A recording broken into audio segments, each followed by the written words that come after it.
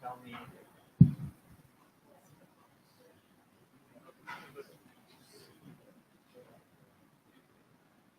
No, don't move. I can see you. I can see you. I mean, I can't make the names right now. I can see things up for someone. All right.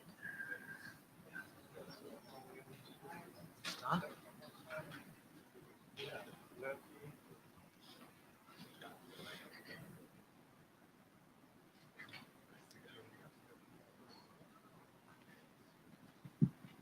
All right, good afternoon, everyone. Hopefully you're here for DOTS, and we're going to flash up the slides in a second here. All right, hold on. We're going to work on an EV issue initially. Sorry? Yeah, I had several people here on accident and they are somewhere. But none of our centers are reporting. So we have this year best attendees for general. How many? 70 plus? We're down a bunch.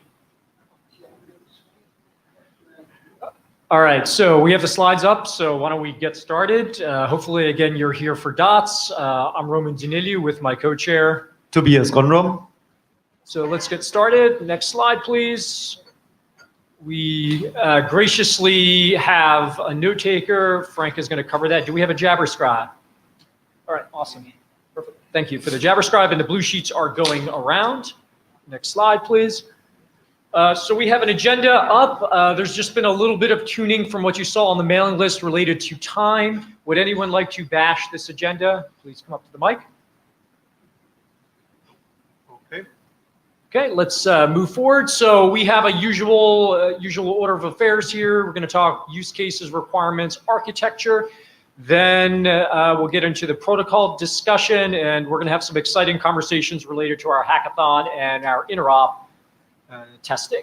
Next slide.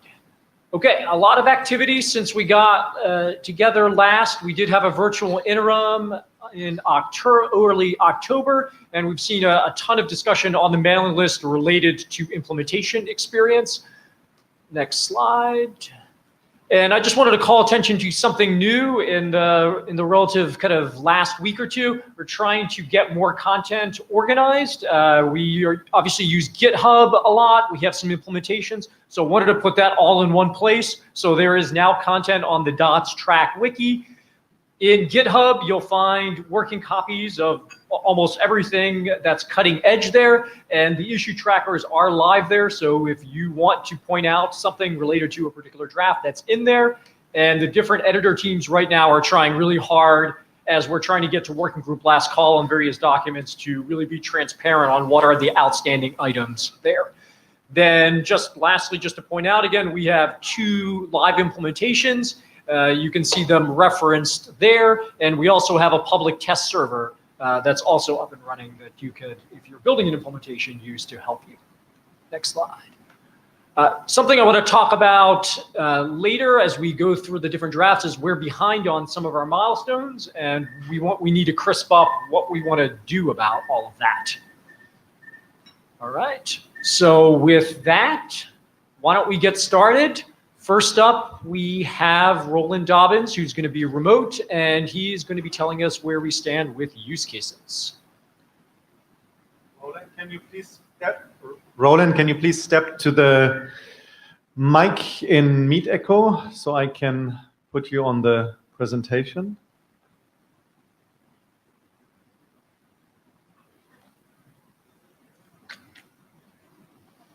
Yeah, something is happening or not? No. Sorry, the screen. Okay, what's our alternative?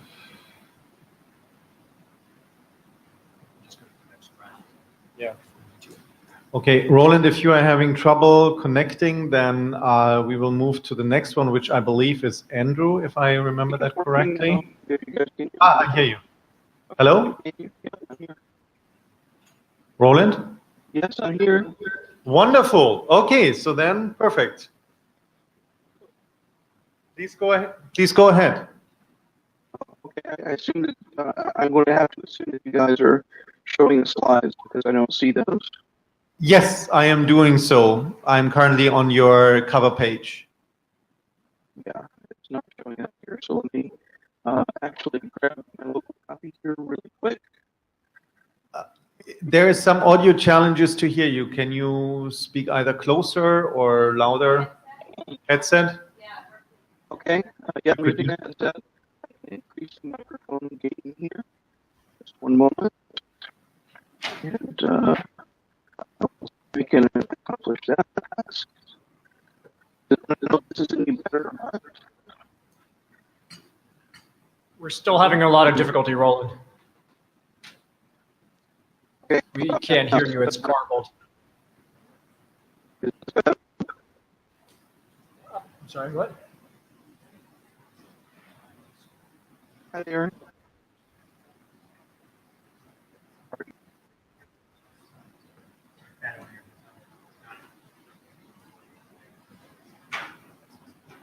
Okay.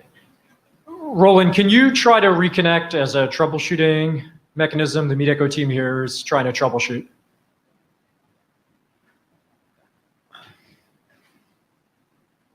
Oh, and try your headset on when you reconnect. And apologize for the room for the delay. Yeah. And if we could ask subsequent presenters, if you have a headset, could you get it ready?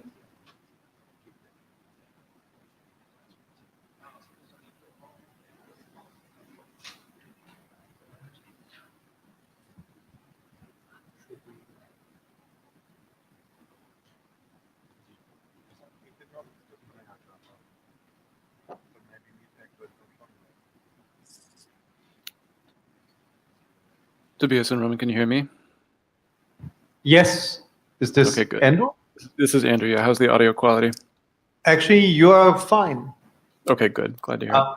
Maybe we should move with you and swap the two slots. And so Andrew, then please, you go ahead, and to Roland, you're going to come right after Andrew. All right. I have your slide up. Okay, great. All right, so everyone else following along remotely, we're switching to the requirements slide deck. And Andrew, the floor is yours. All right, great. Thank you, everyone. Sorry I can't be there for this meeting, but thank you for accommodating the remote presentation. We'll start with a pretty brief overview of the remaining work with the DOTS requirements draft. This is revision 07. Can I have the next slide, please? I think the major work is really an attempt to address some heartbeat concerns that were brought up at the IETF 99 meeting in the wake of some implementer feedback. We've also had the good fortune to get a lot of working group feedback in the interim. Lots of pull requests. Thank you very much, everyone. We've addressed a lot of editorial, minor editorial issues, some misspelling, some rewording, some clarifications. And we do not have any issues open on the GitHub tracker currently. That doesn't mean we are not anticipating anymore, but there are no open issues at the moment. May I have the next slide, please? So the first issue to come out of discussion around the heartbeat in the wake of some of the implementer feedback was this idea of a zero heartbeat mode in which a DOTS client might be able to just request mitigation without having to establish, continuing heartbeats between the client and the server. This would have been just a minor change to the requirement level for an implementation. But in subsequent discussion, we also uncovered the need to have some heartbeat rate flexibility, especially during peacetime. There were some concerns raised about the potential load that clients could impose on a server by overwhelming it with heartbeats, especially when we're talking about having a heartbeat rate at around 30 seconds, at or below 30 seconds. So this revision of the draft attempts to create space for both of those considerations. What we have currently is that the heartbeat rate must maintain NAT bindings when mitigation is active. So there must be a heartbeat rate that's at 30 seconds or below when a client has requested mitigation, and that the heartbeat rate is flexible during peacetime. We do not, this is something that we've also gotten some feedback on, so we anticipate adjusting this slightly. It would be useful during this meeting to get some discussion of that as we press toward working group last call. But I believe with addressing these concerns, we'll have covered a lot of the remaining work. May I have the next slide, please?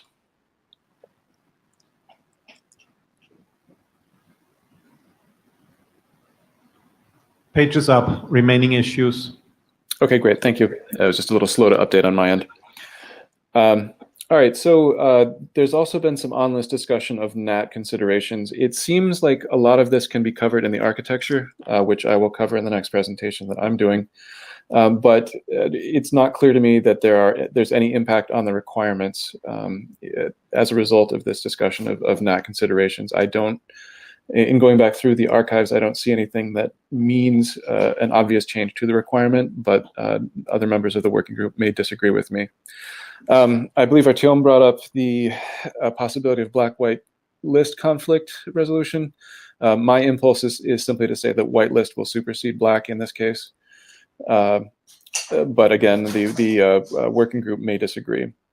And finally, there was a discussion raised by John Shallow and furthered by Tiru on the issue of ordered ACLs.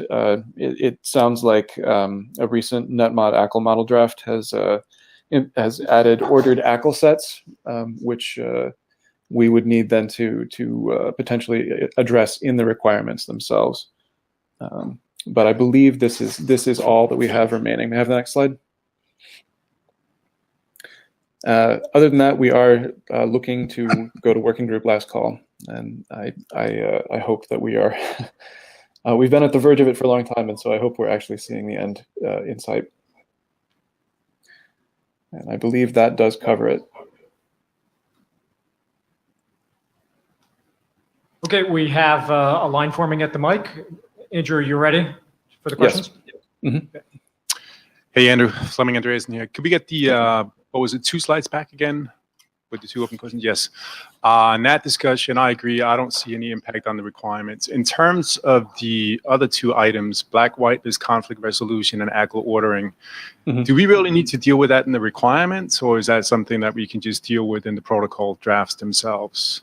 I'm entirely comfortable just handling that in the protocol drafts themselves. These were, I was asked specifically to bring these up for discussion during this presentation, so I am dutifully doing that. Okay, yeah, I would agree with that. I mean, I'm fine with dealing with that in the protocol drafts as well. Thank you. Yeah, procedurally on the ACL ordering issue, we're tracking that as on the data model draft from the interim meeting discussion. Any further feedback on the requirements draft?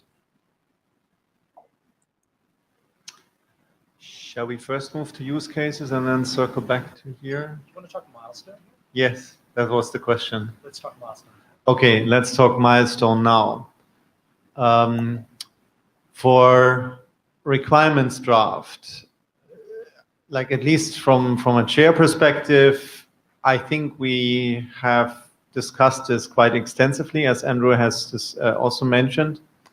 And the question is, are we ready to go to working group last call?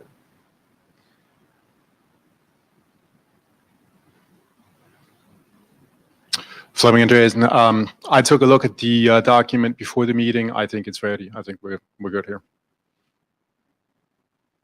So this is Tobias with working group chair head off.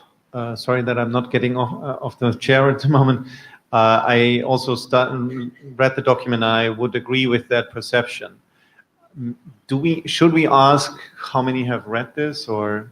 Okay, so then could someone raise whether you have seen the last iteration or the one before the last and read it?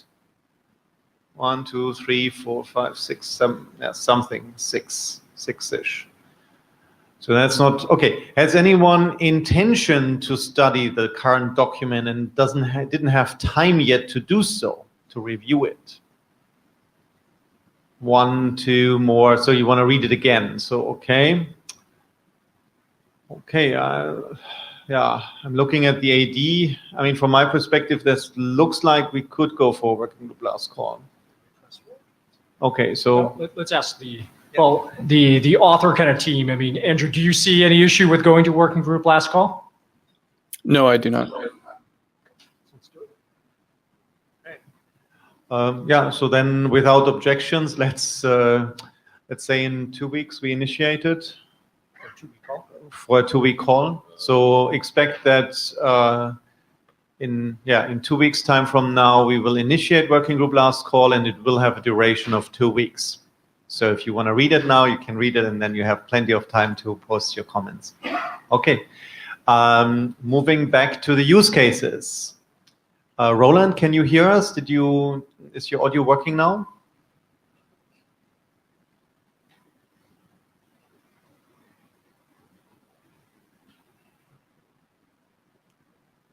Roland, we cannot hear you.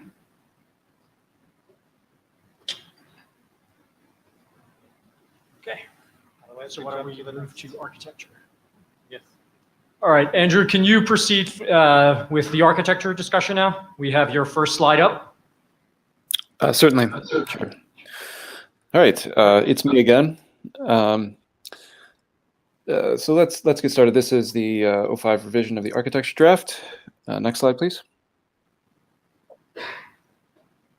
All right. We had promised end-to-end scrub at the, I think, IETF 99, reiterated that intention during the interim, and that end-to-end scrub is now complete, thanks largely to Fleming's work. It addressed a number of editorial issues and also captured a couple minor but important changes, I think. And we believe that the document is generally in good shape as a result of this work. One of the things that it does is highlight the optionality of the data channel. A DOTS client can operate entirely without using the data channel, but it can also take advantage of the functionality that the data channel offers to do things like install ACLs, black and white lists, and so on. But it's not necessary by itself as a component of the signaling. May I have the next slide, please? All right. It's there. Thanks. So as I mentioned in the requirements discussion, there was some discussion of NAT on the list. I'm sorry, I'm having some echo in just a moment. There was some discussion of NAT on the mailing list. Largely that is going to be focused on the architecture, so that's where we're proposing to move it. One of the issues that was brought up is DOTS clients signaling from private IP space through NAT to request mitigation. We need to discuss how the DOTS server treats that and how both ends interact when such a model is being deployed. And then the other thing that came up as a result of further discussion was how to request mitigation for privately addressed services, maybe using DNAT, NASNAT. Let's say you have a service that's being deployed in, let's say, a private cloud. You need some way to let the DOTS client know what mitigation scope is the actual scope it should be requesting from a DOTS server that might be in a different administrative domain. Next slide, please. So the only open issue right now is the request for a NAT consideration section. However, we do have one pull request proposing an addition of an appendix covering multi-homing. We've had some discussions among the among the draft team, and we're not sure that the full appendix is something that we need to have, but potentially some minor additional work regarding multi-homing. And when we have that complete, we do believe we're ready to press forward with the working group last call. Next slide, please. That does complete the update. Okay, any comments on the architecture draft?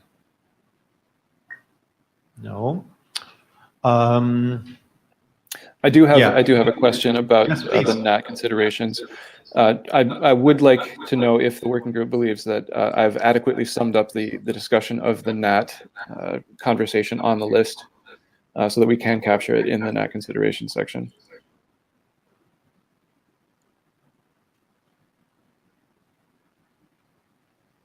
Silence is assent, huh? No, folks are walking to the mic. Stand by. Okay, thanks. Yeah, hi, Kaname Nishizuka from NTT Communications. So, regarding to NAT, yeah, if the data channel and signal channel is kind of separated, then some of mobile application or something can do mitigation from DOTS client in mobile applications. So in that case, that could be within a private IP address space. So I can hit upon such kind of the situation. Okay, thank you. Yep. Any further comments? Okay. Hello. Hello, this is Sajad. You said about the multi-homing and appendix. There is another draft from the Mukhadesh. So what is why then there is a need for an appendix regarding multi-homing? I agree with you. Yeah, I don't agree that we need an appendix covering multi-homing. This is a proposed pull request from another working group member, and my sense is that it's not appropriate for the document, but potentially some minor additional discussion of multi-homing may be. So, I let Fleming. Okay, Fleming and then Roland. Yeah, Fleming Andreas, and so I'm one of the co-authors, but just, for the benefit of the larger room. So, I mean, I'm in agreement with Andrew, both on the NAT considerations, right? We need to add that. I think it's capturing what has been discussed on the mailing list, and I also agree with the multi-homing. I think there is treatment of that in the architecture draft right now, and I think what's being proposed to being added right now, I think goes above and beyond what is really necessary for the architecture document. So we can look at it, and see if there's any wording tweaks needed, but I think an appendix is probably a little bit too much. Okay, Roland comes next. Hopefully you can hear me now. Yes, we can, and we can see you even for a second. Oh, that's too bad. I need to change that. Now it's like, but so, we can hear you. Yeah, so I'm in agreement on the NAT considerations and also agree on the multi-homing stuff. The multi-homing stuff that's being proposed is basically TCP IP 101, and we don't need that in the WG documents. All right, thank you. So this is a difficult question when to discuss this, because like I also saw the multi-homing draft and I was having exactly the same question. It's like, do you need an appendix, or is this a separate document, or neither? And maybe this is a topic for later today. Yeah, we defer this. Yes, we defer this to later, if that's okay. So let me come back to one question, like who has reviewed the architecture draft in the last or previous to last version? Wow, that is super low. That means like 3 reviews and like, wow, 4. Okay. Oh, I mean, should I maybe change the question? Is there even like, should we proceed? Like, wow, this is baffling low. Yes.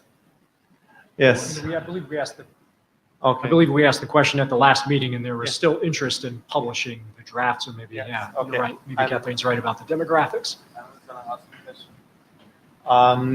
Who has intention of reviewing it after this meeting going forward, so we know whether we are like close to working group? Okay, 1, 2. Okay, 3, and 1 on the Jabber. Okay, so 3. Okay, Okay. One question to the authors. When do you think you will be finished with this last cleanup that you proposed on the page? The 2 open issues. Yeah, speaking only for myself, I think the NAT considerations is very quick work. We have a lot of this already captured on the mailing list. And then the multi-homing discussion, I think we can probably discuss among the authors. We will communicate with the author of the pull request and see if we can get something that's agreeable to everyone. But I don't anticipate this taking much work. Okay, so assuming it would be only net considerations within the next month? Yeah, yes, I think that's reasonable. Okay. So our original plan was to stagger working group last call of requirements and architecture. So that would actually work out quite nicely to go working group last call if the document would be done in a month. Okay, so we're going to defer the conversation related to the multi-homing until we talk multi-homing. Perhaps Roland's online, we can pivot to the use cases. Roland, would you be ready to present now? Hopefully, if you can hear me. Okay, we can, and we have your slides up. Okay, great. So let's go ahead and advance to the next slide, please. Okay, so we made some very significant changes for 09. We reorganized the use cases, and the idea here was to make it so that those who are really focused on implementing DOTS, coders pretty much, could very quickly see what they needed to see in terms of the anticipated communications model.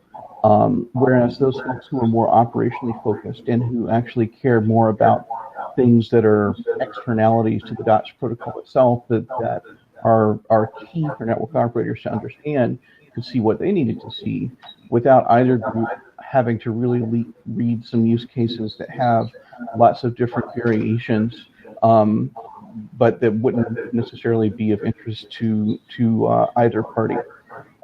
We streamlined the DOTS communications model listings and changed some of the verbiage to make it more accessible. We added DDoS to the security considerations, which probably should have been there from the first.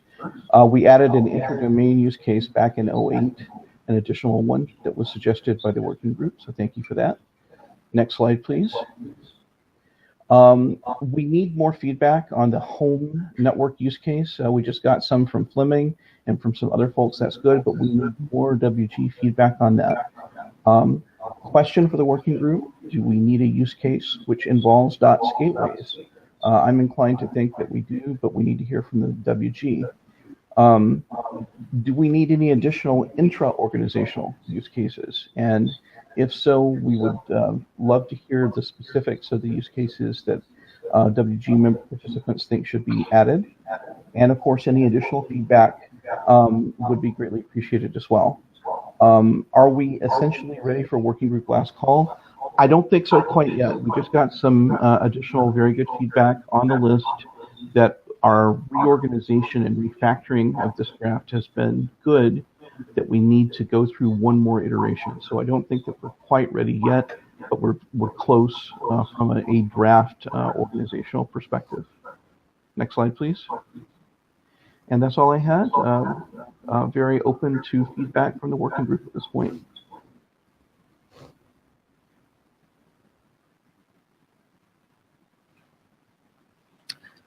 Fleming Andreasen. So I agree. I don't think this document is quite ready for working group last call yet. We got some comments. I think, Roman, you made some good observations as well. I would encourage, though, the group to get this to working group last call pretty quickly. I think, should we say, the return on further investment, right, is diminishing at this point, and I would like the group to start focusing on the protocol drafts. So if we can get to that sooner rather than later, I think that would be good. Sure. We're prepared to have this read in a week or so based on feedback from the working group, either in this meeting or on the list. On the list is always very helpful because it's documented for everyone to see and for them to comment on as well. So from working group chair perspective, definitely a very strong encouragement to have all discussions on the mailing list. I think we have observed there were a couple of side channel discussions, which I believe at this stage is not so helpful. I think this should all go to the mailing list. Yeah, I also don't think we are ready there yet. So maybe one question, who has reviewed the version 08, 009 or 09 of the use cases draft?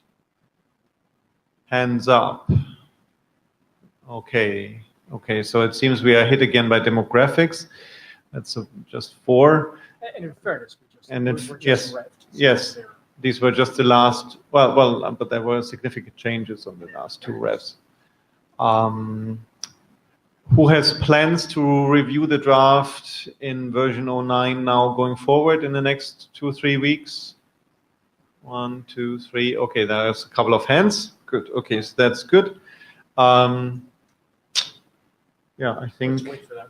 Yeah, so let's wait for the review, but also to the author team, please do not wait for the review and make your vision as it is now, so we can proceed as fast as possible to a working group last call. Sure. So the feedback that we've received already about further refactoring of the organization, we can go ahead and implement that now without additional working group feedback. But of course, we would like additional feedback, prior to trying to go for WGLC.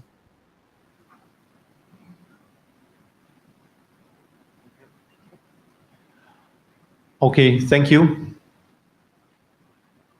Thank you. Okay, so we're going to have to juggle the schedule just a little bit. The presenter for the multi-home draft and the signal and data channel is not available until 2:15. So if we could swap further architecture discussion with discussion about our hackathon report in the interop. So Konami, would you mind coming up and talking to your slides? So if any of you have been watching the mailing list, you've probably noticed that there is a significant uptick in volume related to implementation reports and that banging on the signal and data draft. So I wanted to reiterate kind of on behalf of Tobias about how fabulous that is. So John, thank you for kind of coming with the implementation. Konami and your team, thank you for banging on your implementation as well and driving that feedback to the working group. It's really phenomenal and accelerating our progress to closure. So awesome work. Yeah, thank you, Chair. I'm Kaname Nishizuka from NTT Communications. So we did first interoperability test at this hackathon. So I'd like to report about the activity on the hackathon. So DOTS working group is aiming to make our protocol to be standardized in this year. So now we have several individual implementations. One is a GoDots from NTT, which is open source project. So all of the codes are available on GitHub. And NCC groups have proprietary implementation. So this first interoperability test between them at this hackathon is a giant step for proving it works. So what happened in the hackathon? So the 3 active projects are conducted parallelly with 7 participants. So it includes 3 remote participants from Tokyo, London, and Nanjing. And their main project is, as I said, interoperability test of 2 individual implementations. And also, 5 people did added new features and extensions to the open source implementation. And one person tried to integrate it with a detection system of Mirai botnet. Next, please.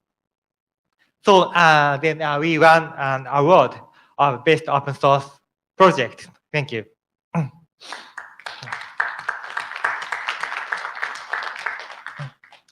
please. So first, I'd like to report about the interop testing. So John Shallow from NCC kindly participated in this hackathon and interoperability testing remotely from London, even if it was almost midnight. Thank you, John. Yeah. Next, please. So this is the result of the interop test.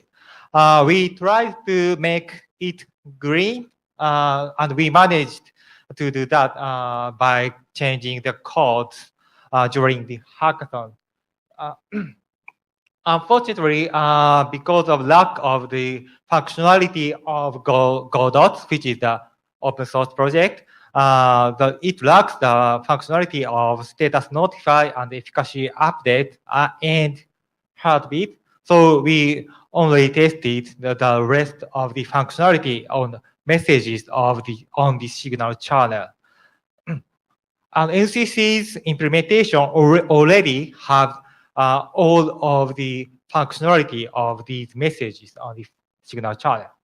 So we tested Godot client against NCC's dot server, and also we tested NCC's dot client against Godot server.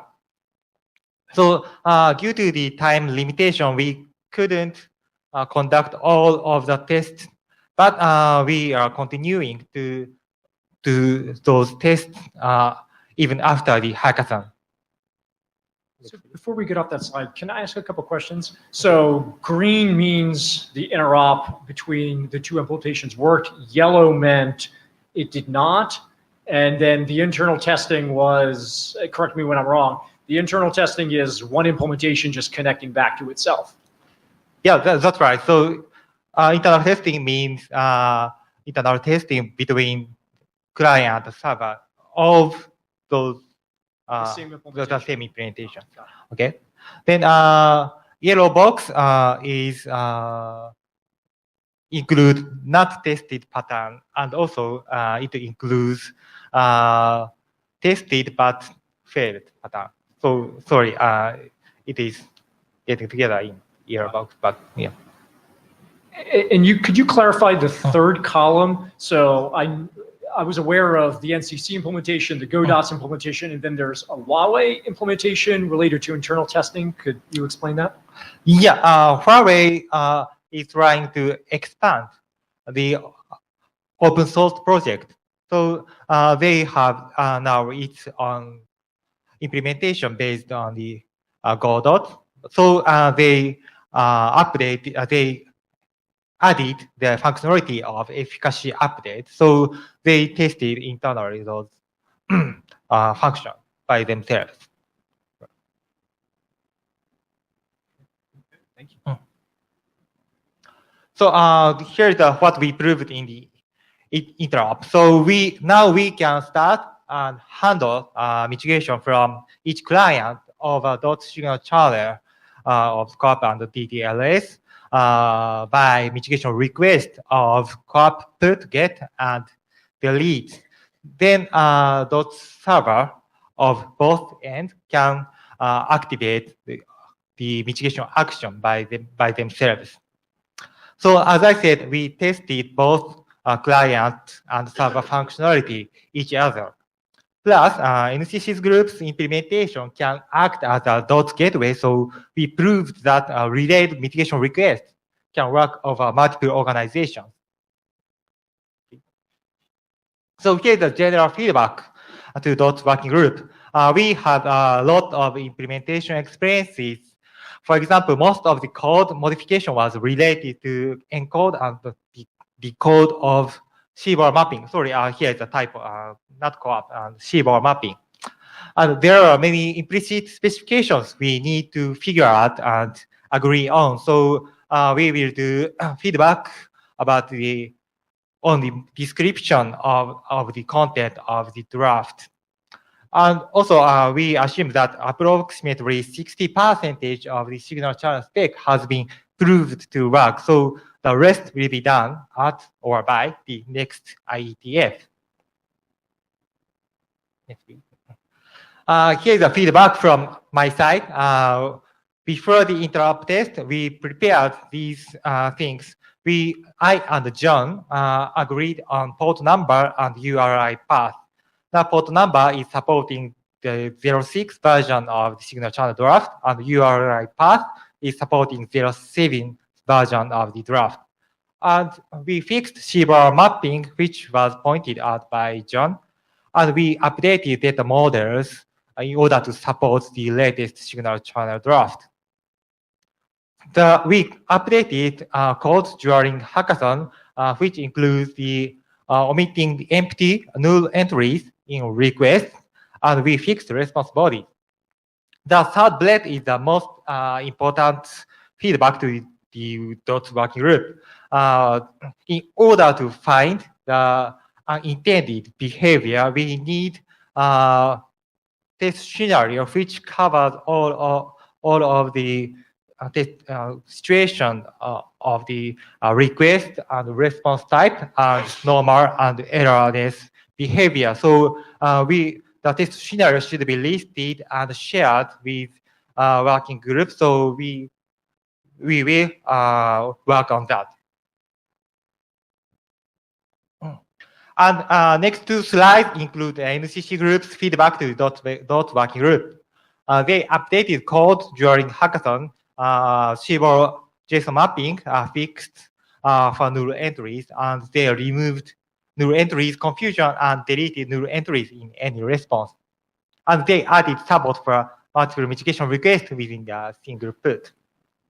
And actually, DOTS client of NCC crashed our DOTS server. So that is a problem on my implementation side. But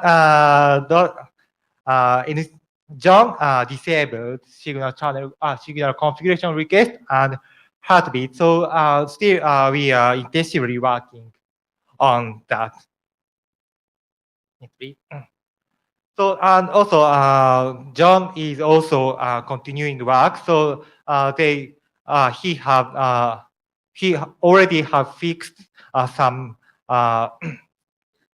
functionality even after the hackathon. So the second point was already fixed yesterday. So these questions from John and I is listed here. So first one, should null entry be allowed? Should a null entry of type object be allowed when definition is array? So as I said, some of null entries was included in our request. So John's implementation is tolerant enough to accept such null entries. But the question is, should it be strict or not about the null entries? Okay, and the second question is about the lifetime in the request. So we sometimes use requests which include a lifetime 0. So John's server treated lifetime 0 request as if the lifetime is 0 in request, John set the lifetime of that mitigation request to the default value of the his DOT server. But it is not explicitly written in the signal channel draft. So what should happen when lifetime equals 0 request is requested by DOT client? It should be described in this draft. And the third question is very important. Should there be support for multiple mitigation requests within a single put? So in the signal channel draft,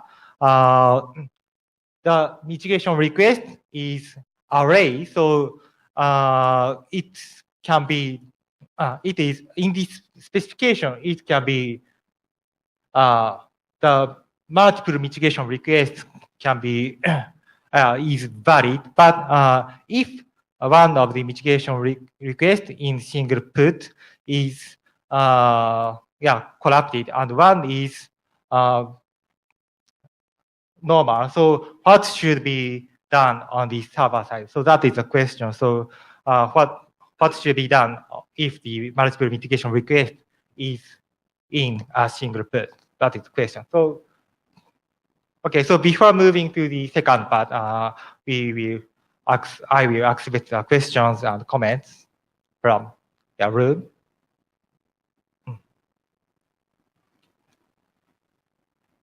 I mean, does anyone have any specific ideas on the answers to the questions that Konami has listed there?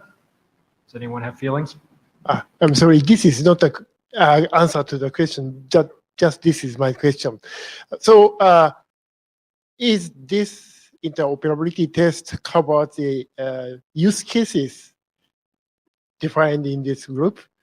So I'm not sure how many use cases are tested in this hackathon. Okay, thank you for the question. So not all of use cases are covered. So this is the first interoperability testing. So we just focusing on the messages on the wire itself. So we checked that we can convey the information over the signal channel. And also we tested both end can encode and decode messages. And so then we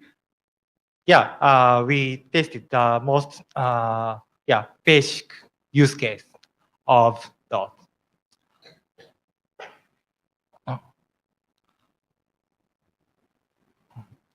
So I have a related question. So there, from what the interop matrix, it looked like those are all signal features. Were any of the aspects related to the data channel explored? Yeah, so as I said, this is the first interop test. So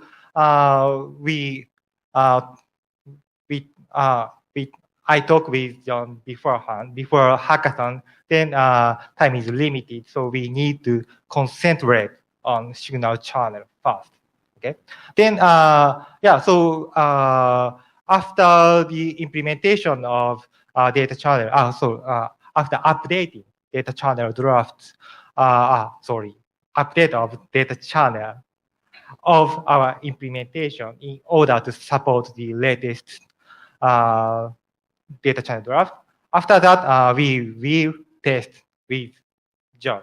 Yeah, maybe it will happen before or at the next IETF. Awesome. Actually, this is really cool. I have a question. So we tested now like two and a half implementations, but I remember from previous discussions that there were a number of other parties who might also consider implementing this. So are there any people in the room or companies who would like to join this interoperability test? Are there any other implementations out there at this moment that we should test or that would like to provide feedback about whether the specification was clear enough? Because we learned from the hackathon that there was some improvements to be done. Yeah, we hope to have some news in the near future. Okay, so this was Andrew, I believe, on the mic. Yeah. Any other comments? That might be like one in the future, maybe. Good. We still have these open questions. I assume you will post them to the mailing list? Okay, yeah, sure. Would that make sense? To the mailing list and into GitHub, into the issue tracker. Yeah, that would be great. Good.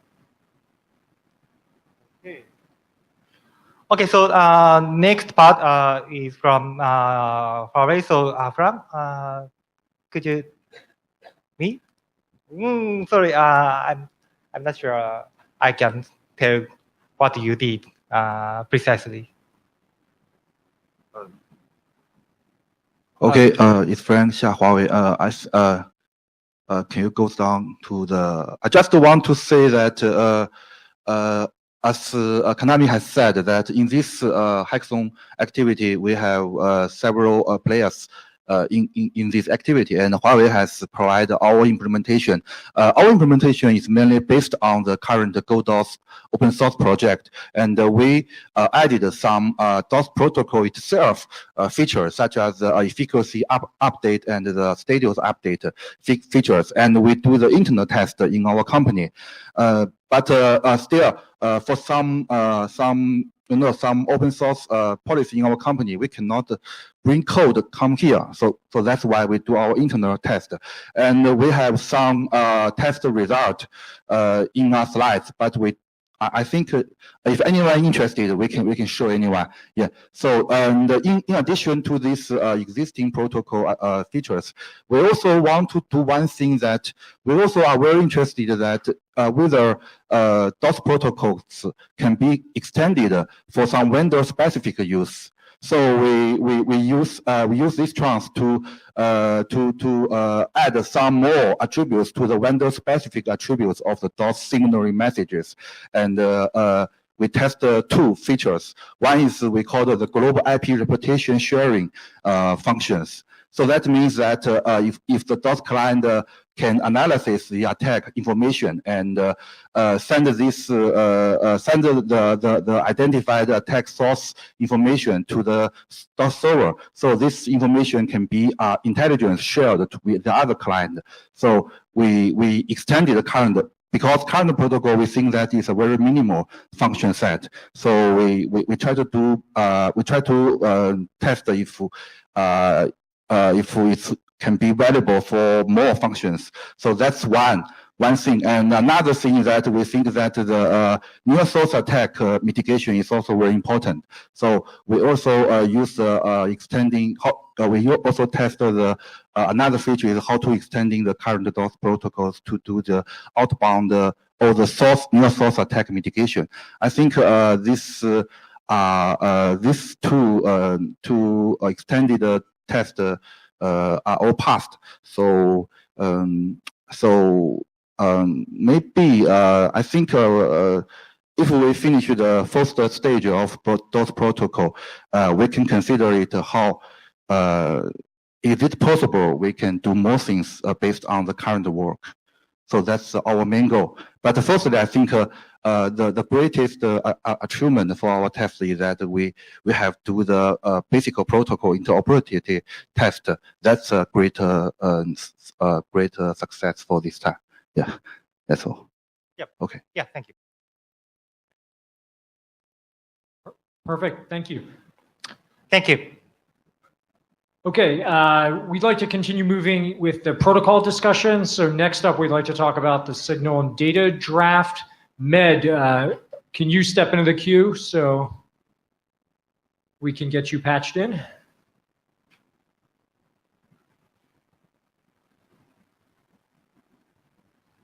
Matt, can you say something?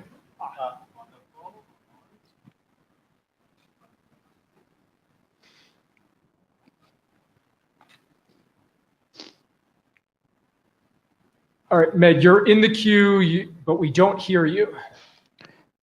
Do you hear me or you? We hear you now. Okay, thanks.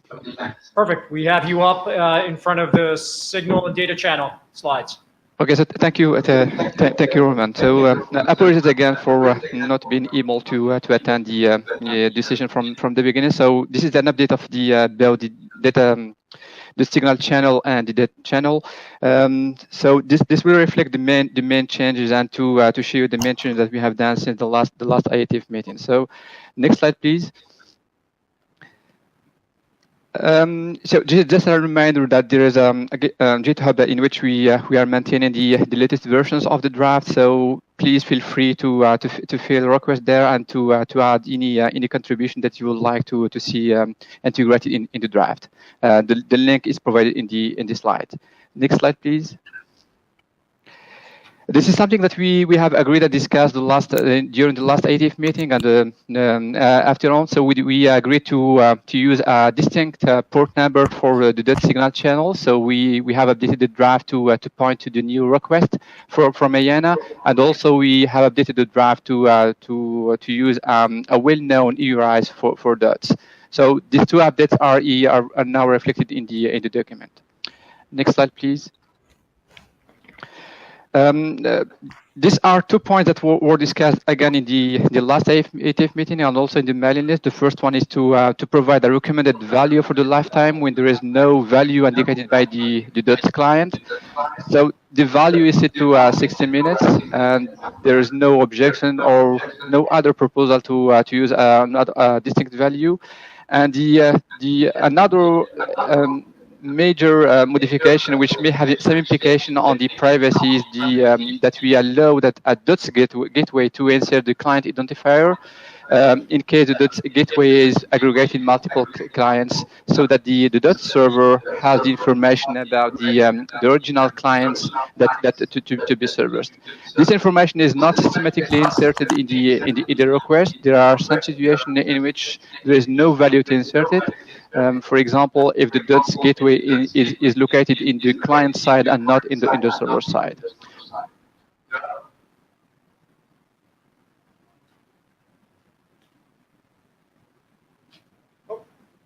I think we lost you. Can you come back into the queue, please?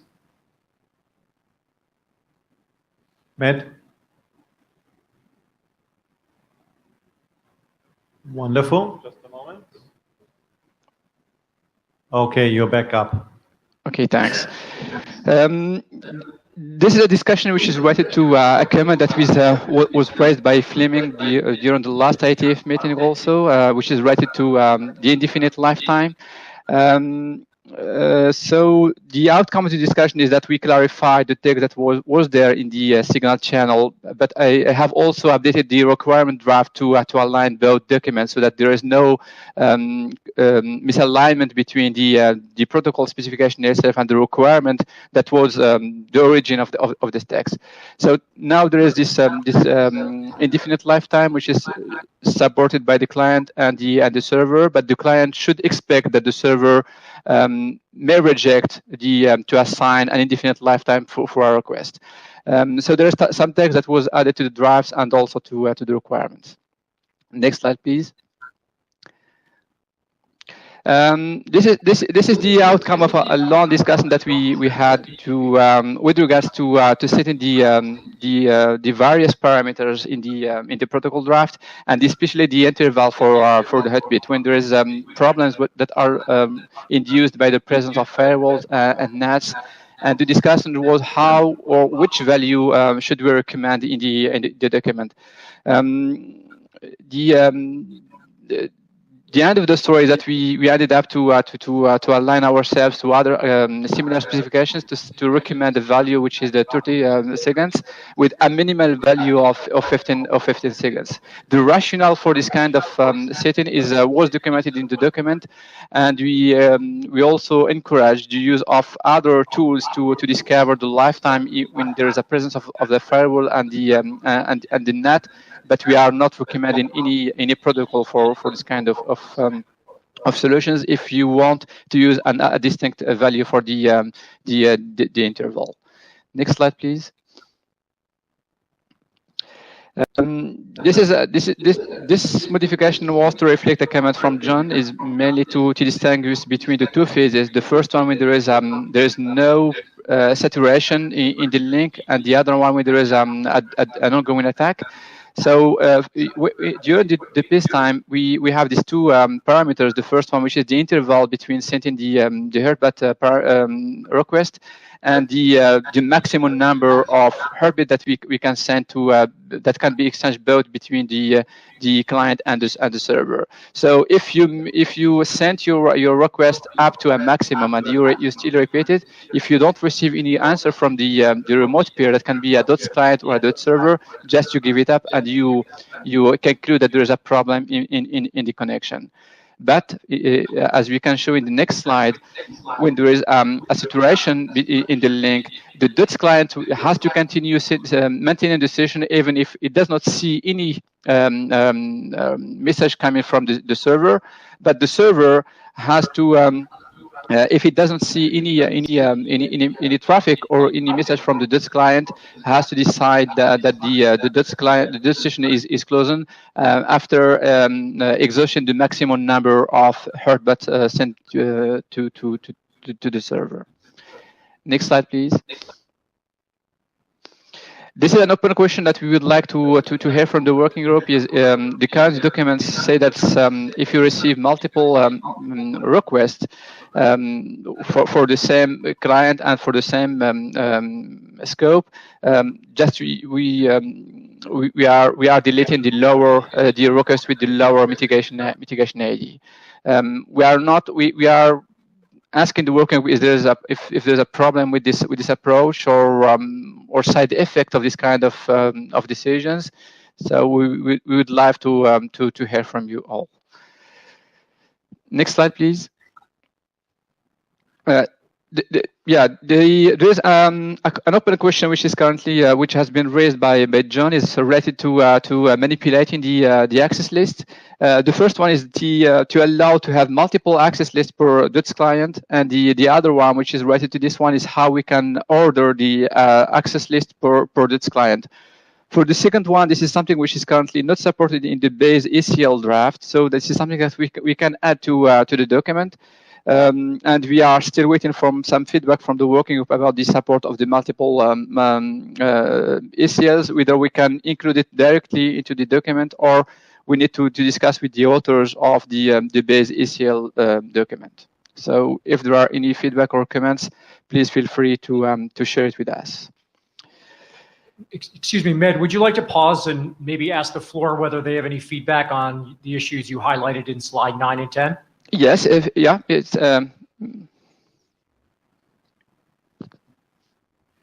So does anyone have a comment on the questions posed by Med in slide 9 and 10? I believe it's the next one.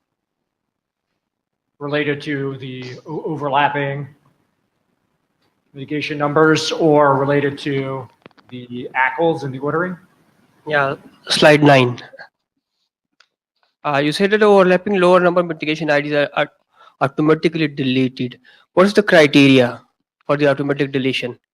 This was we are using the recent one, which was supposed to reflect the refresh situation. That means that the latest request is supposed to reflect the up-to-date situation from the DOTS client's domain itself. That was the rationale for that, but this may have problems in case there is multiple DOTS clients, and each of them may have a distinct view on the situation on the network. So that's why we are raising the question, and we would like to hear from you and from the others if this kind of rationale is not appropriate or has some side effects. Automatic deletion is, I think, we need to discuss this and more. And if there is a certain request and with lower ID, it should be considered. Okay, so we have Fleming, and then we have Roland in the queue, and yeah. Yeah, Fleming, Andreas. So one question for clarification, and maybe you just answered this, but does this apply between requests from different DOTS clients potentially? This is not just on a per DOTS client basis? It's per DOTS domain, not per DOTS client basis. Yeah, then I guess I am concerned, yeah, because you are beginning to assume that there is some level of coordination between those DOTS clients. And I don't know necessarily how they would do that. It's certainly not something that we've specified. So there would be side effects potentially of doing this. So yes, I have concerns, but I don't have a good answer either right now. Okay, Matt, I'll move to Roland, and then please you re-enter the queue so you can continue your presentation. Yeah, Okay. I have an overall concern generally with regards to ACLs. I'm not really certain that DOTS should be flinging ACLs back and forth, because ACLs are very specific to the particular router, platform, line card, ASIC, and then the match capabilities. FlowSpec, supports ACL type policies, and so I think that we need to take a step back here and see, should we be trying to do FlowSpec's job here? It's an open question, I think. Tobias Gonrom, Huawei, Working Group Chair, Head Off. I have 2 points. So I would also have some concerns if this is per domain. If you overwrite basically the lower mitigation IDs. And I have a question to something you said like several pages before, where you specified the mitigation lifetime default value to be 60 minutes. I'm actually wondering, do we even need to specify that? Or should we maybe better not specify that in the draft? Because like denial of service attack scenarios are evolving quite quickly, and there may be choices by vendors to be made about different mitigation default lifetimes. So maybe we shouldn't set one, especially also in the context of if you set it to 0, then it means default lifetime. So like there were questions like why do we have that? And maybe I'm just not getting it. Yeah, just to answer, I don't know if you are hearing me.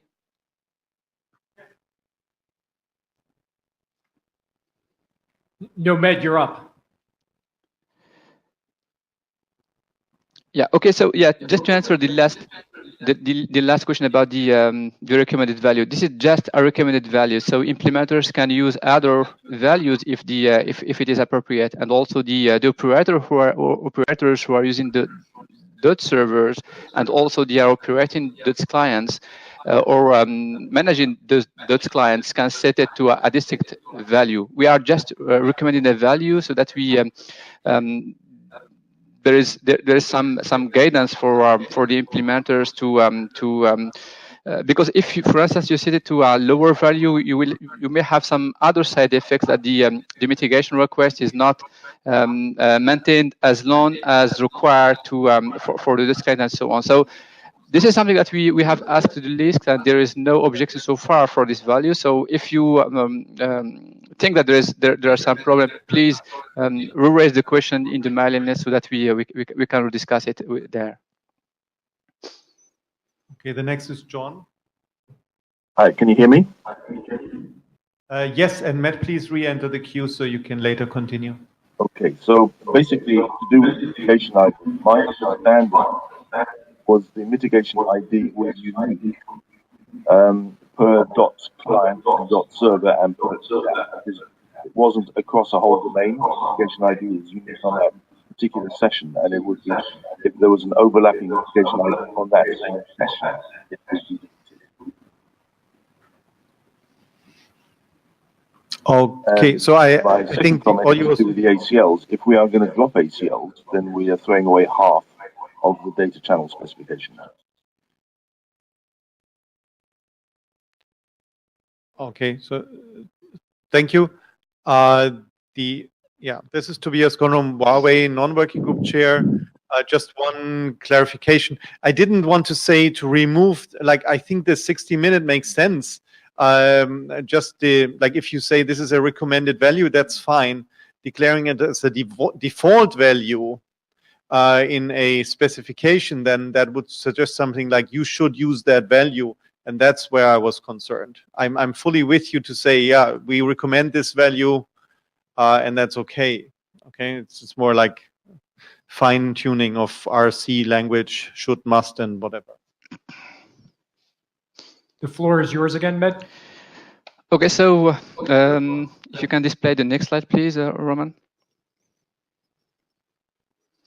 Yeah, the next slide, this is something which is open and is there since the many IETF meetings. So we would like to know what to do with the material authentication. Should we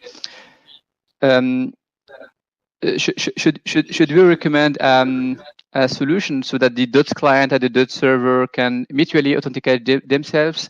There are various options there that we listed in this slide and also the next one, and we would like to know what to do with those. Should we assume a particular solution to be specified, or we can leave it to the implementers so that they can decide what is the better option for them to achieve the mutual authentication between the DOTS server and the DOTS client, knowing that there may be some interoperability problems if we leave it open.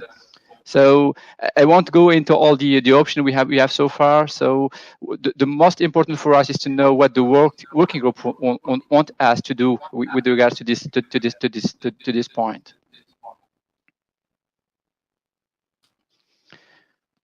Any feedback from the working group on that question?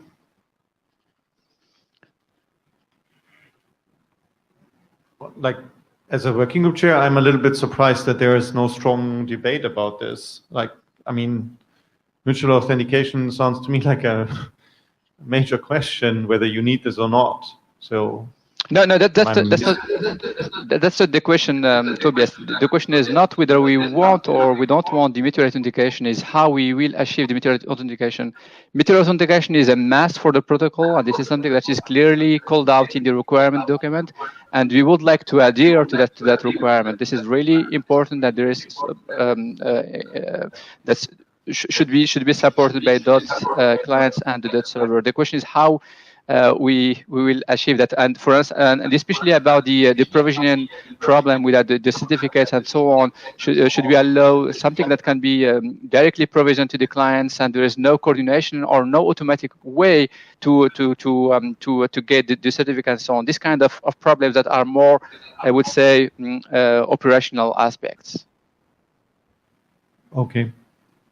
Bob Moskowitz, HG Consulting. On the certificates, can you please explain why you're limiting certificate method to using EST?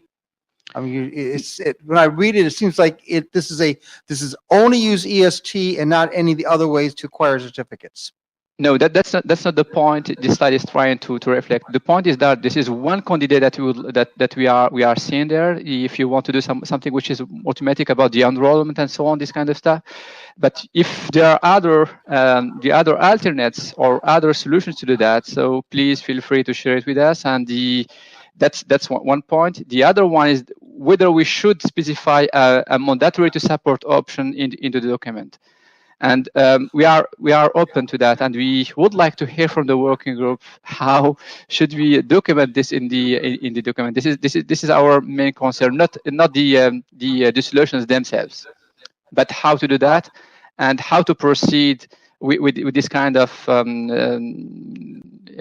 editorial aspect to reflect what a DOTS client and what a DOTS server must support with regards to meteor authentications, and how the required security credentials are provisioned to the DOTS client and to the DOTS server, so that we can achieve the meteor authentication which is imposed and required, and we would like to see it supported by the protocols.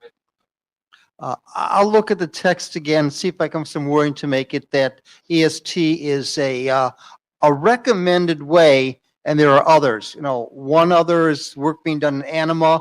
Brewski might evolve as another potential method for the certificates. There's a lot of TBDs there, but EST can well be called out as here's something which works or can be made to work. And to be used accordingly. So let me again look at your text there. Yeah, just one second comment about the Anima solution. This is something that we have pointed to in the discovery, in the DOTS server discovery solution. So this is something that we are also following. Yes, thank you for the comment. And so before we go on if you go back to slide 11, I mean, the other meta question for the working group to decide is how many methods should be mandatory to implement, and how do we handle the optionality? Unfortunately, I think those three are mandatory. You can't make it any one or even two of those three. We're kind of stuck for lots of reasons in some pre-shared key, some certificate, and the raw public key, which is used in those cases. Those are the three which are so now well entrenched in IETF work, that those are three which do. And having one certificate method like EST is a good way to go, and then leave it open for others to maybe evolve others as it goes. So no more than those three, and I don't think you can drop any of them. Okay, shall we proceed? Oh, one question from Fleming, and then I suggest we proceed. Yeah, maybe this is an offline discussion. Fleming, Andreas, maybe this is really a question for Bob. Why do we need all three, and do we need all three on both the client and server side? Bob Moskowitz, Fleming, excellent question. And this is the server side answer. All three in the server, client can choose which poison works best for it. Because definitely the whole thing about raw public keys, there are clients which can't do anything but that kind of a solution. So this is server must do all three, clients select one. Okay, and the queue just dissolved, which means the answer was sufficient. So please, Matt, proceed. Slide 12. Slide 12. Oh, sorry. Yeah, I think this one is related to the previous points, so we can just move on to the next slide. Okay, 13. Yeah, that's the last slide. So if there are any missing issue that we didn't cover so far, the floor is yours.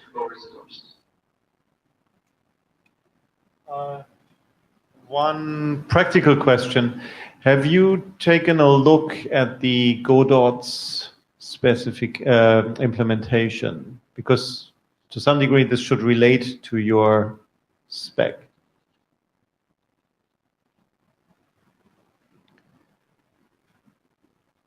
This is a question to you, Matt. Yeah, so we have already a section in the protocol specification document that documents the current Godot's implementation. Yes, so we are following that. Yeah, but I need to read and to refresh my mind about the latest issues that was found during the hackathon, so that we can align the specification and decide if there is any fixes that need to be added to the specification documents. Yeah, sure. This was only 2 days ago, so no worries. Okay, shall we proceed? Okay, let's go multi-homing. So you stay on, and let me bring up your slide. Sorry, wrong one. Where's the one with multi-homing? Here we are. Okay, so we continue with you, Matt. Please continue for multi-homing. Yeah, so this will be an update of the multi-homing discussion. This won't be about the content of the documents themselves, but about the logistics, how we can cover the multi-homing consideration in the current DOTS documents. So please, next slide. This is the homework I had from Prague, is to check how we can cover the discussion about the multi-homing in the existing documents. So mainly to check whether there are modifications that are required to both the requirement and also the architecture document. Next slide, please. So I started with the DOTS requirement. So there is some discussion on the mailing list, and also I have proposed text to Andrew to cover for me what I see as the main requirements. There is that the clients must be able to maintain multiple sessions and to appropriately select the appropriate DOTS server when they have to place a request. So this requirement text is really brief and concise. We don't want to go into specificities of the multi-homing to not overload the DOTS requirement document itself. So this text was published in the recent version of the requirement documents. So many thanks to Andrew. Next slide, please. The next document is the DOTS architecture. For this one, yes, there are some discussion about the multi-homing, but the discussion is really at a high level, which I see as a good point. And even the document mentioned that there are some extra care and planning to be done by the DOTS clients in a multi-homing situation. So the current text and the current discussion that we have in the individual document which describe the multi-homing is really something which is zooming on this part, so that to provide some guidance to implementers and to operators how they can operate the DOTS clients in multi-homing situations. So these are, for me, are complementary discussions. The current one, which I see as sufficient for an architecture document, which is already there, and the other one, which is in the individual document. Next slide, please.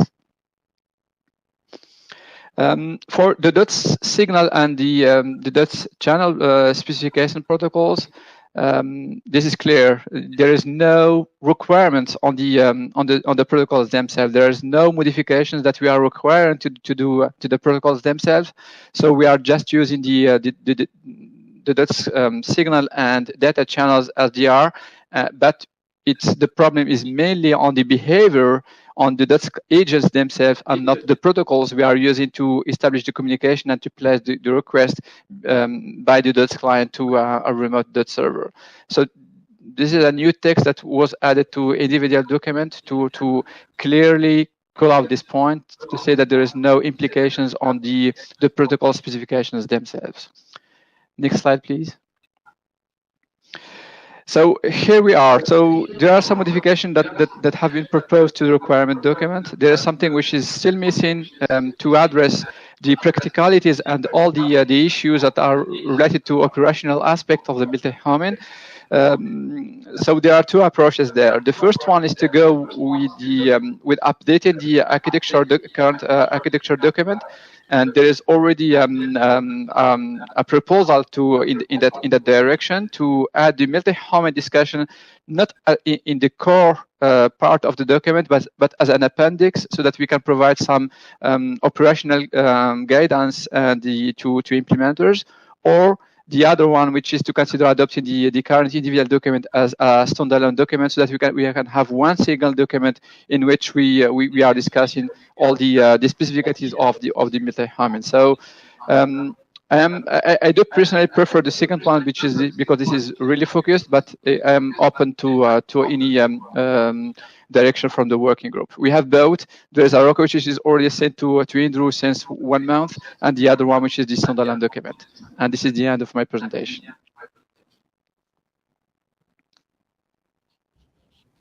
Okay, we have Roland coming to the mic. Hi there, Roland Dobbs, Server Networks. So I think I had mentioned this previously in other meetings.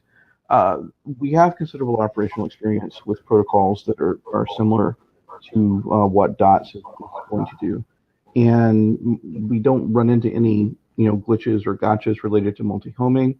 I think the paragraph that was on slide 3 is good and is something that we should consider in this paragraph right here. That this is all that really needs to be said. We don't need to get into all the detail that's in this particular proposed draft, because it's more or less TCP IP 101, and I don't think that we need to get to that level of detail personally. Fleming Andreas. Matt, please rejoin the queue. Speaking as one of the authors of the architecture draft, I would say I'm not in favor of adding this as an appendix. I think we have, per the previous discussion on the architecture draft, I think we have sufficient treatment of multi-homing in the architecture draft itself. So yeah, I would not vote for option 1 there. Excuse me, Fleming, sorry, working group chair, just for clarification. So you say you would not go for an appendix? That's correct. Would you then say we should go for a separate document, or are you saying actually it's not needed? I didn't say anything there. Okay. Okay. Let Matt come back. Maybe a question from a working group chair perspective. Who has read the latest multi-homing draft? Could you do a show of hands? Oh, wow. This is like, okay, 1 person. Okay, so that's, yeah, that's basically, yeah, that's not.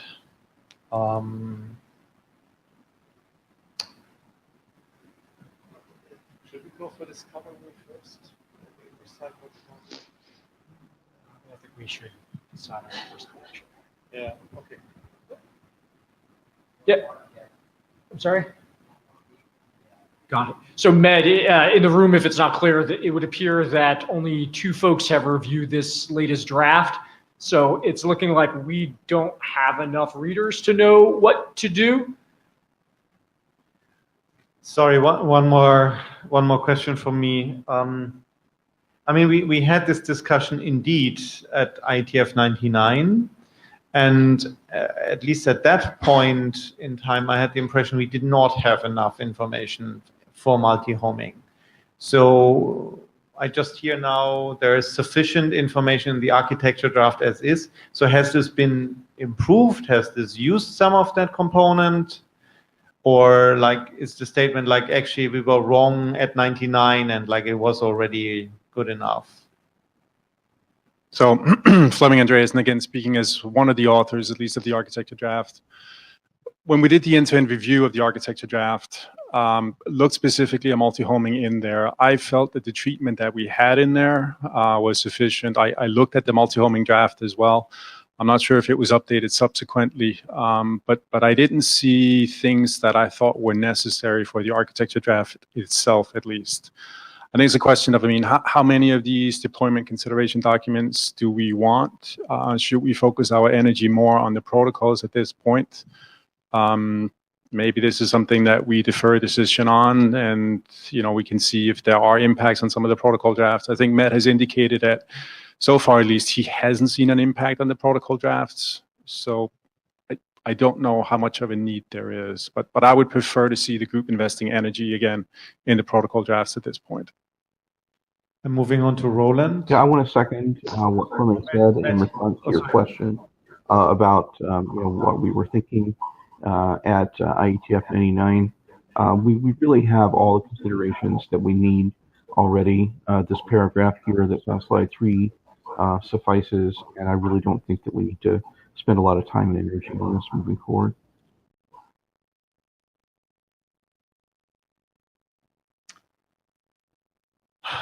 Okay, I mean, feedback taken so far.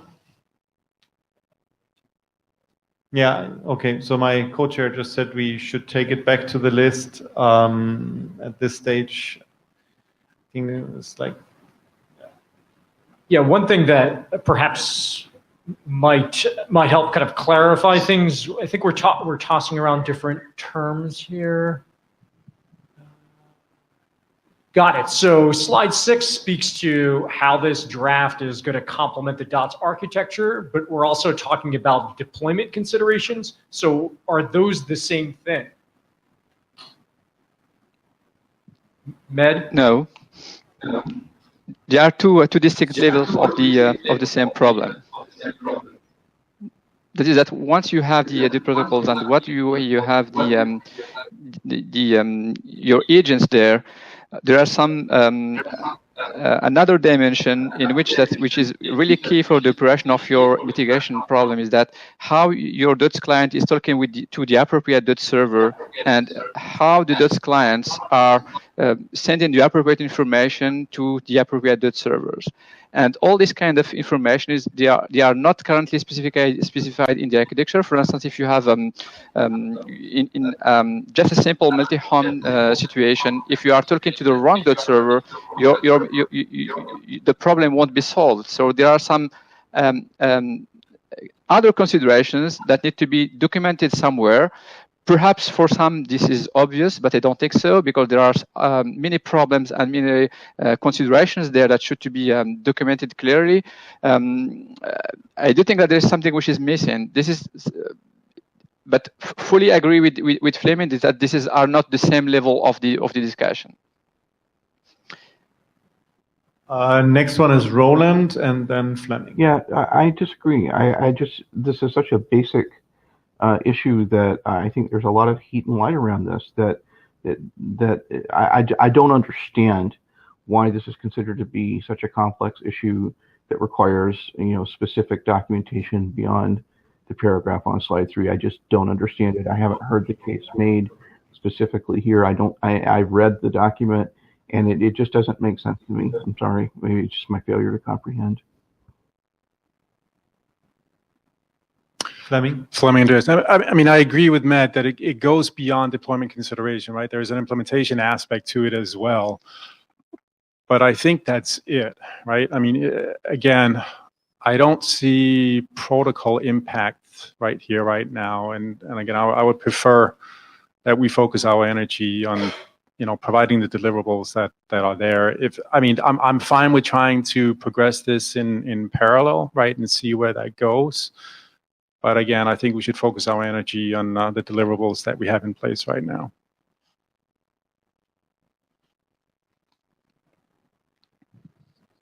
Tobias is coming up to the mic.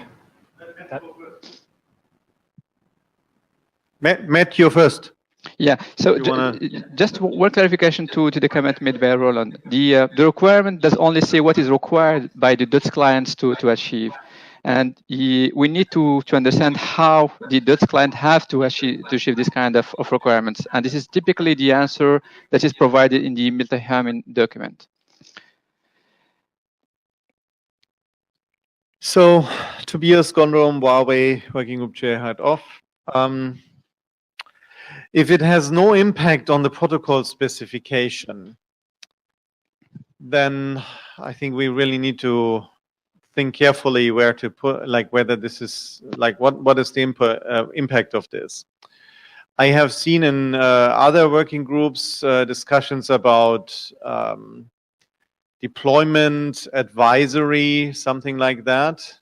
But then I would question why this is, like, if you would go down this way, then the question would be, why just for multi-homing? Is this such a singular problem that we should do just advisory for that or not?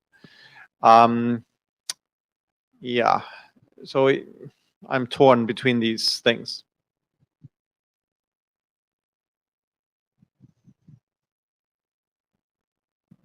Med, do you want to respond to Tobias, and then Roland will be up? No, I don't have any particular comment to this one. No.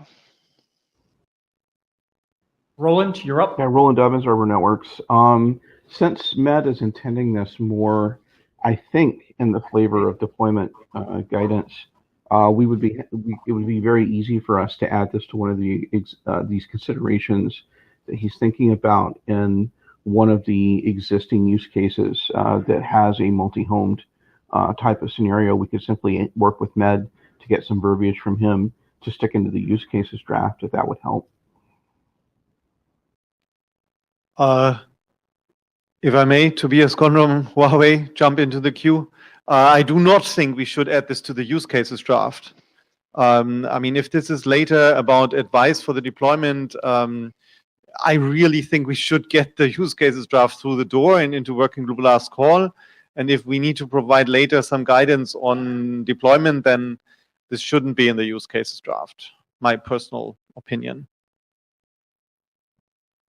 Med, back to you. Yeah, actually, there are two aspects in the multi-homing specification individual document. There are the a discussion on the use cases themselves and the discussion about the deployment considerations. I would personally agree with Roland that there is already one section in the use case, the working group adopted use cases document, which is describing one multi-homing use case, but this one is, yeah. One option is that we can complete this section with material coming from the individual document, and to leave the considerations out out from the use case. This is one option, Roland, and I am as far as we are documenting the problem, and as far as we are documenting the deployment that are likely to happen as a use case, it is fine by me. Okay, maybe as a working group chair, I think we don't have many people who read the draft. In fact, we have only very few. So I don't dare to ask for anything consensus oriented in this direction at this moment.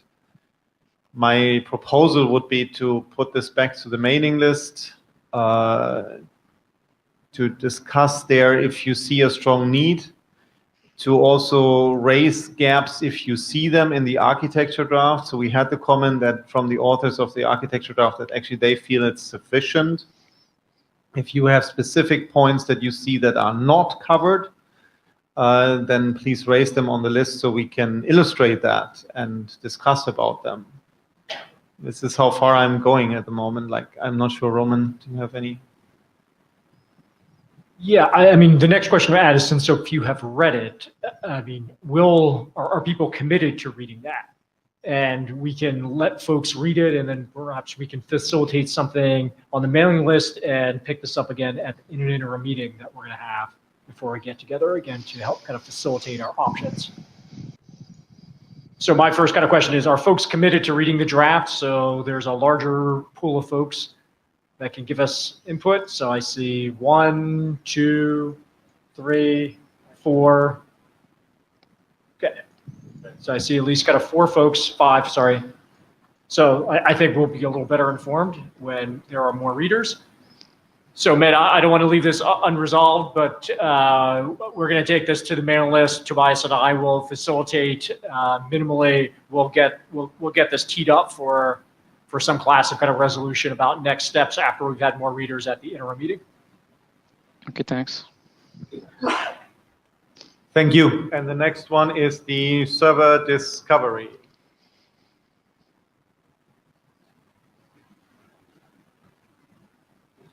Matt. Oh, Matt. Matt, you're still on. Med gets the award for catching the delivery of a lot of drafts. Thank you for that. You're welcome. Yes, so this presentation will just summarize what has happened since the last IETF meeting about the server discovery point that we discussed in the Prague meeting and also in the mailing list. So, next slide, please. So this is just the story about the motivation for this document, why we need to have a solution to discover and to provision the DOTS servers to DOTS clients. Currently, both the requirement and the protocol specification and also the architecture documents say that there are some magic way that can be manual or dynamic so that the DOTS servers are provisioned to DOTS clients. So we are just here in this document, we are providing the some dynamic means to discover this information so that there will be communication between DOTS agents themselves. Next slide, please. So in during the last IETF meeting, there was one comment that said that we have much more options there in the document, and we would like to shorten that list. So what we did is that we went back to the mailing list and we asked people if they have opinions how to shorten that list, and if there are some options that we can remove from the draft. But what happened is that the discussions confirmed the current approach in the draft, and that is that one single discovery mechanism is unlikely because of the heterogeneous aspect of the various DOTS clients that may be solicited. So there is people are even asking for more solutions to be added to the list. For instance, there was the discussion about adding a discovery solution using the route advertisement, which is something which is broken. So we just abandoned to add it to the list, and you maintain the current list we have so far in the document. But there is one key comment that was raised by Russ, which is for me a fair comment and an important one to discuss by the working group, is that we need to cover both devices with name resolution capabilities and devices that are not that are able to solicit an underlying name resolution library. So next slide, please. So the outcome of the discussion we have and the comments, the detailed comments from Raj, is that we updated the document so that now a DOTS client may be provisioned with a list of IP addresses, a list of IP addresses together with a reference identifier that can be used for authentication purposes, or it can configure with a name. The name, when the name is provisioned to this client, the name will be used for 2 purposes. The first one is to resolve it into a list of IP addresses that will be used to reach the server itself, but it will be also used as an authentication reference identifier for a PKX, for instance, authentications. But when there is both a name and an IP addresses, the name will be only used for authentication purposes, and the IP addresses for reaching the server itself. But when there is only an IP address which is configured to DOTS client, we have this open question: is whether there are certificates that are built based on the sole IP address itself. So if we go back to RFC 61-2025, it told us that there are very few certificates, authorities that are issuing certificates based on IP address. So this was the main motivation why we discarded to include the IP addresses in the first version of the specification. But the argument from us is that if someone wants to deploy dots using the IP address as an entry for the specification, it can do so. So we don't need to. There is no. He don't think that there is a valid argument that we can forbid this kind of deployment option. So that's why we ended up to allowing this multiple option. That is that you can provision IP addresses, you can provision names, and you can provision a reference identifier together with a list of IP addresses. Next slide, please. So this is the updated behavior of the discovery solution. So there are so far the 4 alternate solutions to discover the DOTS servers. So you have the explicit configuration that can be local or can be automatic using DHCP and so on. We have the service resolution, we have the NSSD, and we have the Unicast. And the current text and as per the outcome of the discussion we have on the mailing list, say that at least the DOTS client must at least support one of these mechanisms, and we also add this wording to say that it should support all of them. And we also indicated for determinism perspective that there will be an order preference. So if a DOTS client is supporting many of this mechanism, it has to follow the preference order which is indicated in the document. So this is the key contribution from the document, which is basically the 4 mechanisms that we have in the previous version, but we just added further clarifications about the nature of the information that can be provisioned. Whether it can be an IP address, a name, or a combination thereof. Yes, Tobias? Excuse me, Med. There. Oh, you can see. Yeah, yes, wonderful. Just a quick comment. Tobias Gonrom, Huawei Working Group Chair, Head Off. I roughly agree with the language terminology. I think you should use should in non-capital terms, not RC 2119, because otherwise you would have to explain. I think it would be too strong if you use it in 2119 terms. So my recommendation would to do the should in small. Fleming Andreasen. Whenever I see 4 different choices and the aim is to have interoperable implementations, I start scratching my head. I get the fact that there is at least 2 different scenarios that we're trying to cover, right? One of which is going through a gateway and the other one is going direct. I don't see why we need 4 different options for that, though. Fleming, please help us to shorten the list. That will be also, I would be happy also to have a shortened list. Please help us. Kathleen Moriarty. So just a clarifying question on that. Is 1 MTI okay? That way we have 1 implemented, it doesn't specify which gets used. Fleming Andreas, I mean, maybe the service discovery authors are in a better position to answer that. I'm not sure, because again, there are two different scenarios I think that they're trying to cover. I think we'd have to look more closely at that. But as a starting point, yeah, probably. Then you can say maybe not every single scenario is supported, right, in basic mandatory to implement. Tobias Gonrom, Huawei, non-working group chair function. Actually, I think case number 1 is no discovery. It's local configuration. This is not a discovery. There's no protocol in this. So, like in this way, 4 is like overstating it. Number 1 is basically 0. I guess you are talking about the local configuration, because in the first step there is the explicit configuration that can be done by automation. There are some extension to protocols, for instance, the DHCP, that are defined there. Okay, we're going to go to Roland in the queue. Sorry, Roland Evans, Arbor Networks. I want to point out a couple of things. That we anticipate that the majority of DOTS implementations for quite some time are going to be basically 0.1 explicit configuration done either manually or via some local automatic configuration mechanism. Service discovery and all this stuff is really nice, but I think we're really getting ahead of ourselves.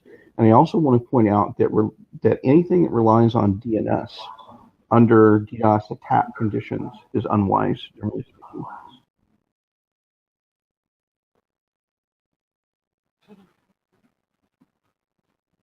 Med, if you want to comment, can you get back in the queue? Tobias? Yeah, quick comment also, just as normal participant.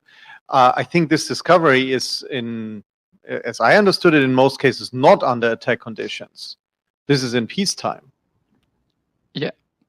You actually end up in many cases where those who wish to have DDoS mitigation services are not pre-provisioned, and so they call screaming at 4 a.m. On a Sunday saying, "Help, help! I need DDoS mitigation services," and you want to be able to use DOTS if you can, and so that's why I'm trying to say that we want to make sure that certainly point 1, subheading 1 and 2 are supported. The service discovery stuff, again, I just really think we're getting ahead of ourselves here, and that we want to make sure that it's well understood by implementers and by operators that that reliance upon DNS, when attack conditions are taking place, can't be taken for granted. That's all I'm trying to get at. Med, you're up. Yeah.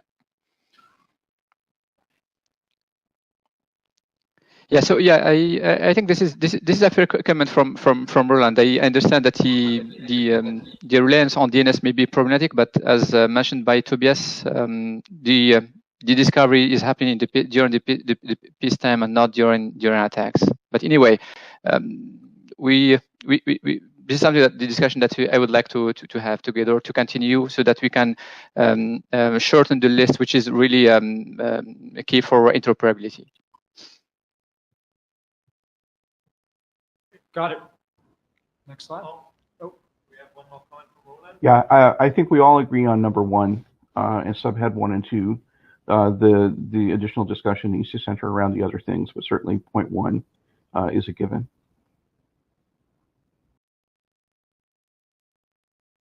Matt, could you please come back so we can continue?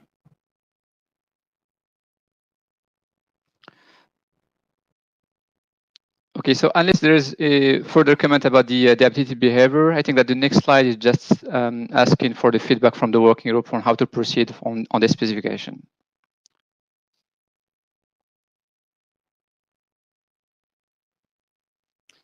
Further comments?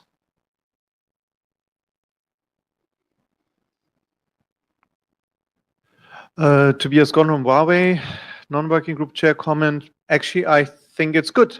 I like that we have a discovery mode. I think that can be useful. I can foresee that these topologies are not, they may grow faster than we anticipate maybe at this moment. So a discovery mechanism sounds good for me. Fleming, Andreas, yeah, I largely agree with that as well. I mean, anything that goes above and beyond pure manual configuration, especially in this day and age, right? Obviously, you want something like that. Not walking the mic hat off, +1 as well. I mean, having something I think would be really helpful. I think we got to arm wrestle over exactly what's kind of MTI and how many approaches we need.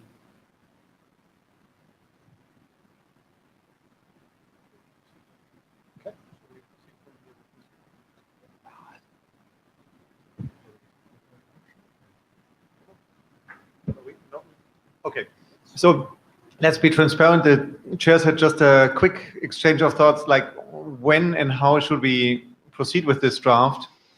Current perception is not so many people have read it. So ideally we would have wanted maybe to ask for adoption at this point, but I'm not sure whether this is suitable because we haven't. Maybe I should actually first ask the question, who has read the document? 1, 2, okay, so that's definitely not enough. Who wants to read the document? 1, 2, 3, 4, 5, well, okay, a little bit. That's not tremendous amount. Should we ask for? I mean, why don't we drum up some interest on the mailing list relative to that, to ask some folks to read it again. The turnout isn't so great in the room, and then we can decide where to go from here. Because I'm hearing positive things, and we, certainly with the caveats that have been brought up. So, yeah, I agree. Let's put this for the review, and then we will raise this question at the interim.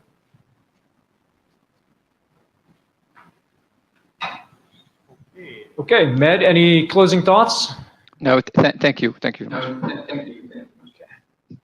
So with the time we have available, there's a little bit of slack here for open mic, if anyone wants to come up and talk about anything related to the working group.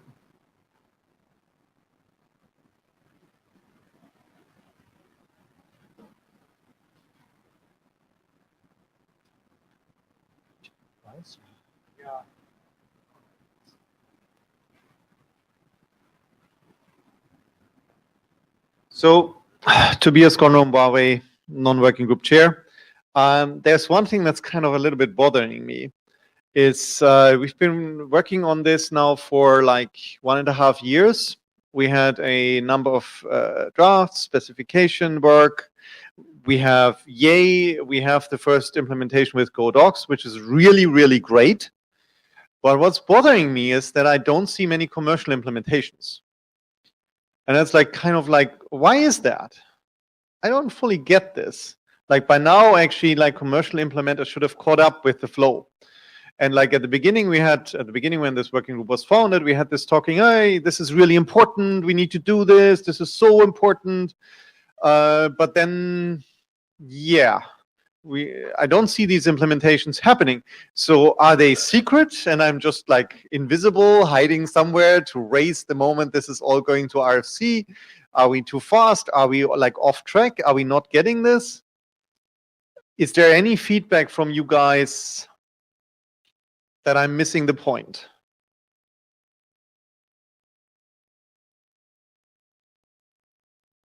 Is it also, this is Kathleen, is it also possible that there are implementations that we're just not aware of? Maybe, are people implementing that they haven't disclosed that and they're free to disclose that? Then they wouldn't be able to say so now. Well, I'm asking if maybe they're ready to disclose it now, but they hadn't. Yeah. Just, throwing that out there. Roland, you're up at the mic. Now, one thing that I just noticed in general is that vendors often like to hang back until standards are adopted before they themselves invest the time to do implementation. And obviously, the implementations that have been done so far are very helpful, and we've got a lot of useful information that is that we've taken as input into the architecture and the protocols drafts. And we want to see more, but I think that that's one reason, generally speaking, is that vendors are often hesitant to do pre-standard implementations. I don't know if that's the case, it's just a guess. So did anyone understand that, and could they relay what he said? Because I'm sorry, Roland, I couldn't make out half the words. Maybe you could type it in Jabber for us, would you mind? I typed it in the chat. Can you hear me now? Now I can hear you a bit better. Do you want to try again? A lot of vendors, unfortunately, like to hang back until standards are actually standardized. And so I think that that's part of the problem here, is that we're in a situation where we still aren't finished yet. We've gotten some great feedback from and lessons learned from the implementations we've seen so far.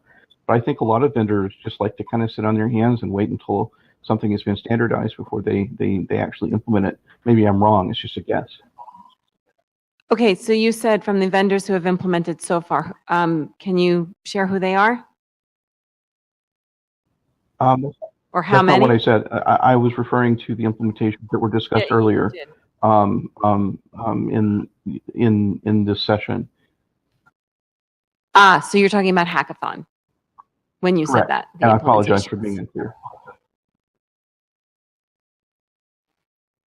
Good. Tobias? Okay, and well, just to clarify too, so with Tobias's point, there are many other working groups where they don't wait. Like TLS, for instance, they've been hammering at code and security design problems for a long time, and it's held up publication as a result. But that's a good thing because they're correcting problems found, and so that life cycle is so helpful. So Tobias Gonrom, Huawei, non-working group chair comment.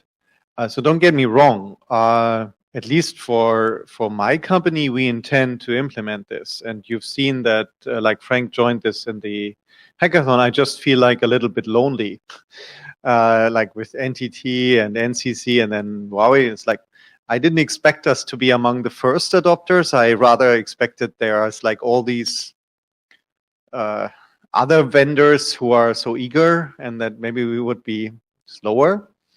So if there, maybe to your point, Roland, if there is like in your mind a list of vendors who are maybe not aware of this, or if you have some suggestions, like Roman and me, we can also go to them as the chair and like say, hey, are you aware of this? Are you interested? Can we help you in any way? Because I'm just confused at the moment why it's not so many. Well, we have some good vendor representation in the working group. I can't answer for why we aren't seeing more implementations from the vendors who are actually participating in the working group. I'm not in a position to answer that question. I think a lot of the main vendors who need to know about this are engaged and aware. There's always room for more. But you know, if we look at the vendors that are involved, we have a pretty strong roster. So I don't think that awareness is necessarily the problem. Okay, at least that's off my personal question. Any other questions? And I'm sorry for like hijacking the last 5 minutes. Good. So then let me just resume that one little piece. If you are aware of people who you think should be interested in this and maybe they are not aware of this, please feel free to come to Roman and myself anytime. We can like help how we can bring them in or like share information and so on. Because I think now we are really getting into the phase where this needs to be like code on the road. And with this, I hand back to Roman for, I think, some closing comments or questions. Kathleen, did you want to say something? Say your comments and maybe you'll address what my question is. Yes. I'm wrapping up milestones, so different thread. Okay, so I just want to run through the list of these to see how many of the foundational documents can you kick over really soon so that they're out of the way. Got it. So the discussion we had was that in 2 weeks, we're going to go working group last call for requirements. The feeling is that given the state of the architecture document, we still need about a month worth of work before we can go working group last call. All right, so that'll be a Christmas present? I think realistically it's early January. Okay, so I enjoy Christmas, okay. Correct, yeah. And then the use case documents, I think we got to talk a little bit because the document is not ready for working group last call. Okay. All right, great. I think that'll help to get those moved. And we, milestone-wise, of course, are not going to meet the December target of both the signal and data channel. And so we should come up with a realistic date for that. We'll probably discuss that a lot more at the interim meeting. Okay, so that's administratively all I have. Tobias, do you have anything you'd like to add? Maybe one comment as a personal comment from a chair perspective. I could imagine us pull the trigger on working group last call, even if a document is only in, let's say, close to but not fully finished yet state. And that is maybe something for you, the AD, to raise your hand and say, don't do that. But I actually see us doing that so we can wrap this up faster, like not wait until it's completely finished. And I see you nodding, so I take that, okay, that is indeed what we discussed and like what we proposed, that we will trigger and accelerate this and like push this car, even though not all riders are on their seats. Right, right. So once you go through working group last call, whoever's shepherding it will assess the state of debates. And then when I do my review after that, I will look for glaring issues that might get picked up in the IESG to avoid them having to get picked up that late. So yeah, so if you find anything, we'll address it. And maybe a second comment, I like to encourage for the architecture to actually go pre-Christmas, because ideally we should try to move this draft while our current AD is still our AD, and that might help things in the IESG process. Yeah, yeah. So if I had it before Christmas, then I could get it on a telechat right after Christmas, and you guys could work diligently on every comment and discuss received to resolve them and post a version so that I can click my send button on an approved message. That would be great. Yeah, I do think that is reasonable. I think we could probably get that done. Okay, and I would just ask the editors to be really expedient in responses to updates or questions and comments. So we'll move with that end of year optimism. That's great. Okay. And thank you. I think that brings us to a close. Thank you everyone for participating. To the remote presenters, thank you so much for your flexibility and your participation. I'm sure the time zone stuff was not exactly right for you. Okay, bye-bye.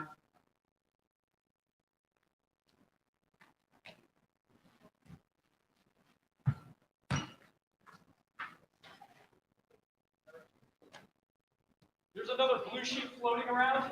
Yeah, oh, who signed the blue sheets? I already walked around. Okay. Who has the other clipboard?